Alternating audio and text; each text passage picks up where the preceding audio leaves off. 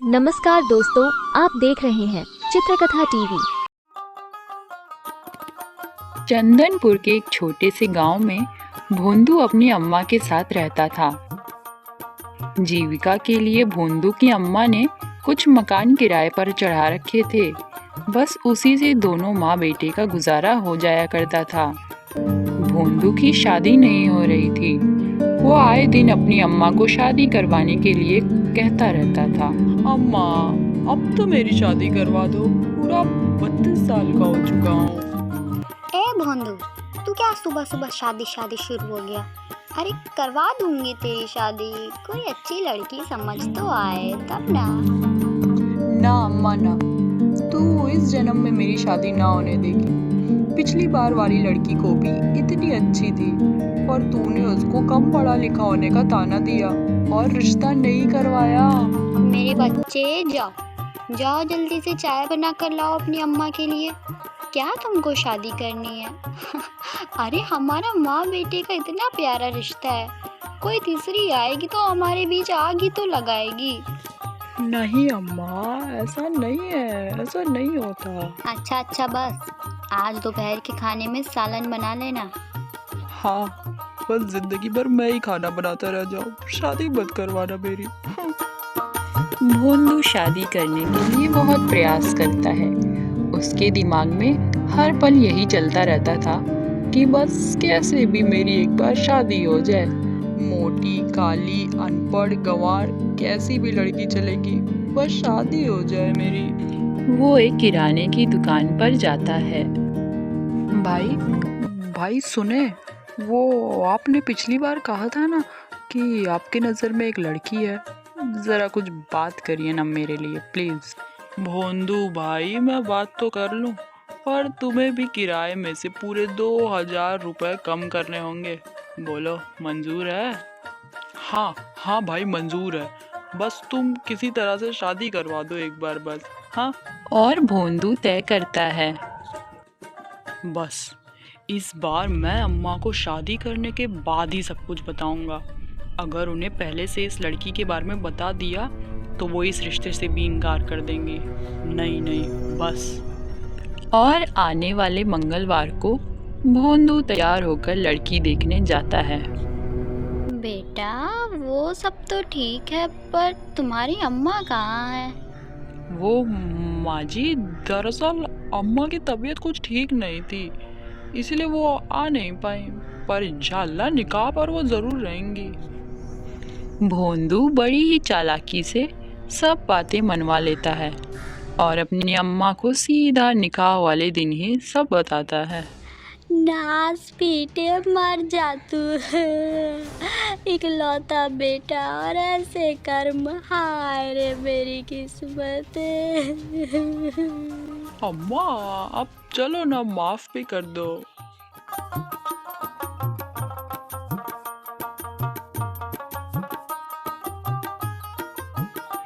और भोंदू का निकाह बानो से हो जाता है।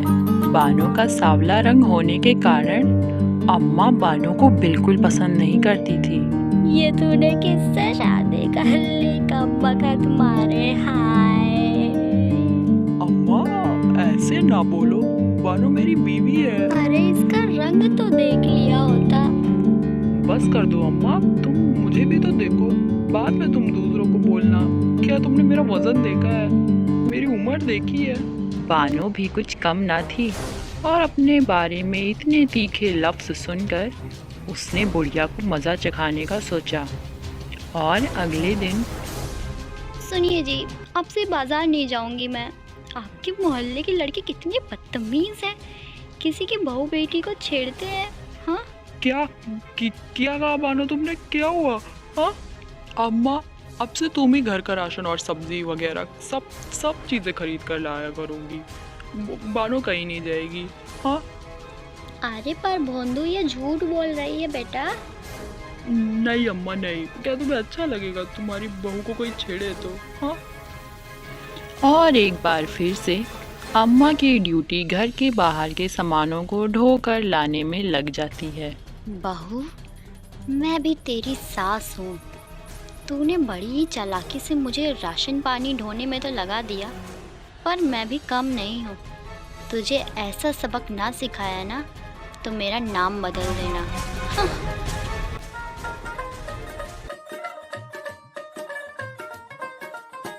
जल्दी से कमरे की सफाई कर बहू। इसके बाद सारे सोफा कवर और पर्दे भी धोने हैं। कल बताया था ना। हाँ हाँ हाँ अम्मा, कर तो रही हूँ, कर दूंगी। अब इन घर के अंदर के कामों से कैसे पीछा छुड़ाया जाए, सोचना पड़ेगा। अरे हाँ, आइडिया।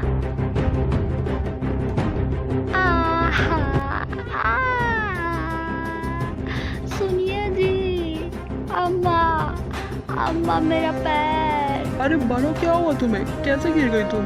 हाँ, तुम्हें इतना काम करने के लिए किसने बोला? और फिर भोंदू बानो को अपने साथ ले जाता है। ये सारे काम तो मेरा फर्ज है, मैं नहीं करूँगी तो और कौन करेगा जी। अरे भोंदू बेटा, ये सब इसका नाटक है। अभी ये सोफे पर मज़े से बैठकर टीवी देख रही थी। ये कैसे गिरी, कब गिरी, अभी तक तो ये एकदम आराम से बैठी हुई थी। क्या अम्मा, तुम्हें तो बस मौका चाहिए बानो को सताने का। नहीं बानो, तुम ये सारे काम नहीं करोगी, मैं और अम्मा करेंगे। बस तुम कमरे में आराम करो। और फिर एक बार अम्मा की हार हो जाती है। और फिर कुछ दिनों बाद अरे अम्मा, तुमने आज अपना ये हार क्यों निकाला है?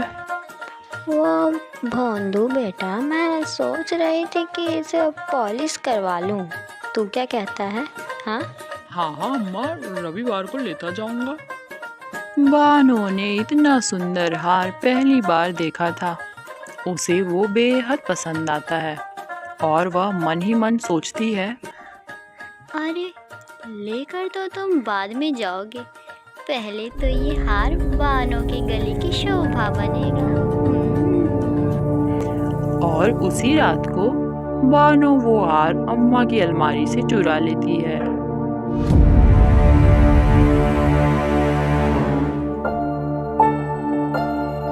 और फिर रविवार की सुबह बेटा भोंदू, हाय रे हाय, मैं तो लुट गई हो। भोंदू और बानो भागकर अम्मा के पास पहुंचते हैं। क्या हुआ अम्मा, क्या हुआ? मैंने अपना हार इसी अलमारी में रखा था, पर अब ये यहाँ नहीं है। ज़रूर तेरी बीवी ने मेरा हार चुराया होगा, क्योंकि मुझे कल रात उसके चूड़ियों की आहट हुई थी, पर गहरी नींद में होने के कारण मैं भी आलस कर गई। बस अम्मा बस, हद कर दी तुमने।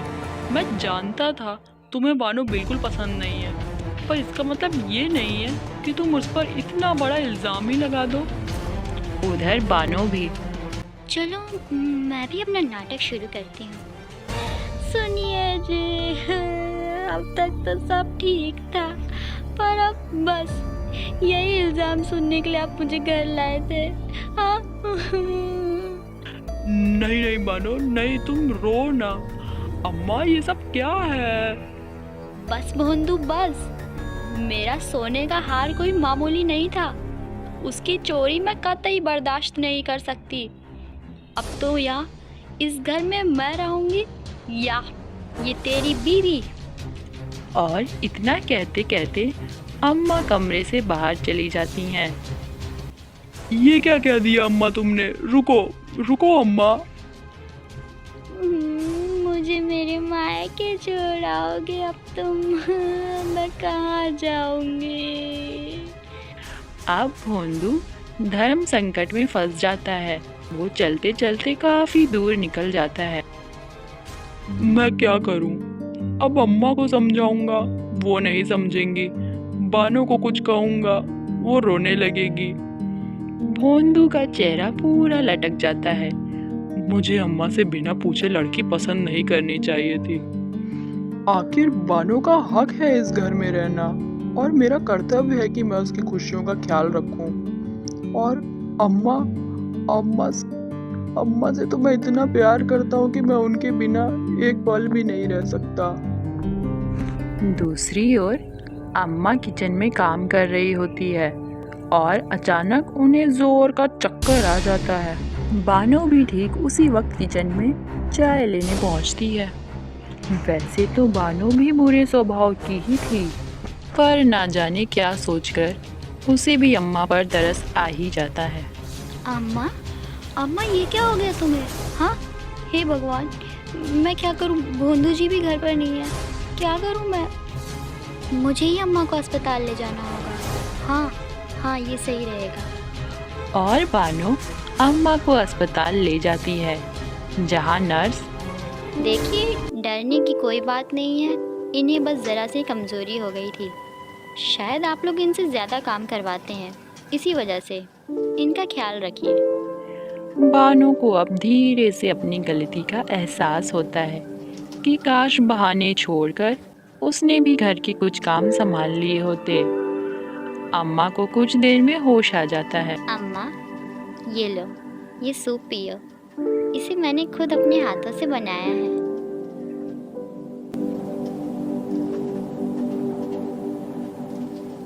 बानो बेटी, तुम मुझे अकेले अस्पताल ले आई और मेरा इतना ख्याल भी रखा, और एक मैं जो तुम पर चोरी का इल्ज़ाम लगाई, मुझे माफ़ कर दो। नहीं अम्मा, नहीं, तुम्हारा इल्ज़ाम गलत नहीं था। वो हार मैंने ही चुरा लिया था, क्योंकि मुझे पता था कि अगर मैं वो हार तुमसे मांगूंगी तो तुम मुझे कभी ना दोगी, और मैं लालच कर गई। सॉरी अम्मा। नहीं बानो, इस पर कहीं ना कहीं गलती मेरी ही है। अगर वो खानदानी हार था तो मेरा फ़र्ज़ था कि मैं वो हार तुम्हें दूं, पर मैं तुम्हें बहू के रूप में कभी कबूल ही ना कर पाई। I am sorry. और इस तरह दोनों सास बहू में दोस्ती हो जाती है। दूसरी ओर भोंदू ने थक हार कर बेचैन होकर एक अलग ही रास्ता निकाल लिया था, और शाम को जब वह घर पहुंचा, अम्मा ये गोवर्धन काका है। मैंने इनसे 5 लाख रुपए में इनका घर खरीद लिया है। अब से ना चाहते हुए भी मुझे आप दोनों से बिछड़ कर रहना होगा। बानो दूसरे घर में रहेगी और तुम इस घर में। मैं 1 सप्ताह में 4 दिन यहाँ रहूँगा और 3 दिन वहाँ। बेटा, आप ड्रामा बंद कर, क्योंकि हाँ जी, आपको जहाँ जाकर रहना है वहाँ रहो। मैं तो अपनी सासू अम्मा के साथ ही रहूँगी। भोंदू को अपने कानों और आंखों पर विश्वास न हुआ। अम्मा, बानो, क्या मैं सपना देख रहा हूँ?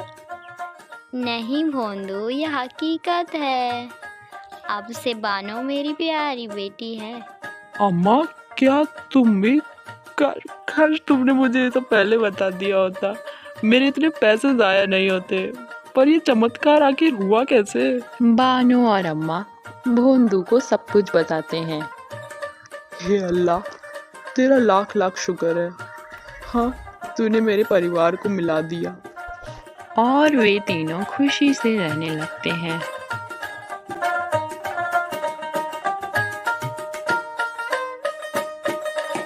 मिलेंगे आपसे फिर से एक नई कहानी में। तब तक के लिए अपना बहुत ख्याल रखें। नमस्कार दोस्तों, आप देख रहे हैं चित्रकथा टीवी।